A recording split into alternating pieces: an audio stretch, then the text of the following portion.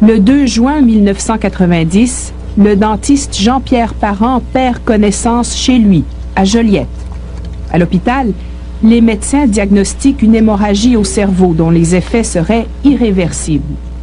Il est maintenu en vie artificiellement et transporté à l'hôpital Saint-Luc de Montréal comme donneur d'organes. Une infirmière aux soins intensifs qui m'a dit que je lui avais fait la peur de sa vie. Parce qu'on lui avait expliqué qu'il y avait un jeune homme de 33 ans qui était décédé, c'est un donneur d'organes, d'aller le préparer pour la cueillette d'organes, de le raser. Quand je suis arrivé avec ma canne mon rasoir et ma canne à raser, pour te raser l'abdomen, la poitrine, si tu ouvrais les yeux, tu m'as dit bonjour. J'ai crié, moi, il était supposé être mort, le gars, mais il parlait, là. Il était pas aussi mort qu'il était supposé être. Et là, je suis revenu à moi. Combien de temps ça a duré? 6 heures.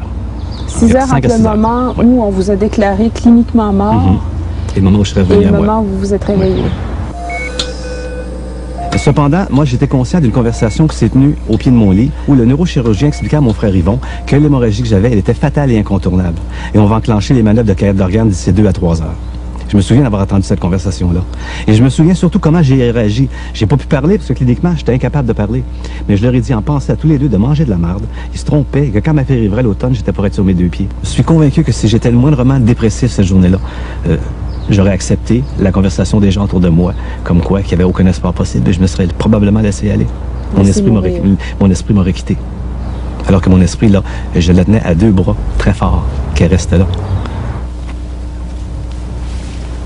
Jean-Pierre Parent croit que son désir de connaître sa fille, qui allait naître à l'automne, l'a fait revenir à la vie. Ça, c'est la copie du dossier médical. Mon dossier médical, oui. Médicalement, comment vous vous expliquez, vous? Je n'ai pas d'explication.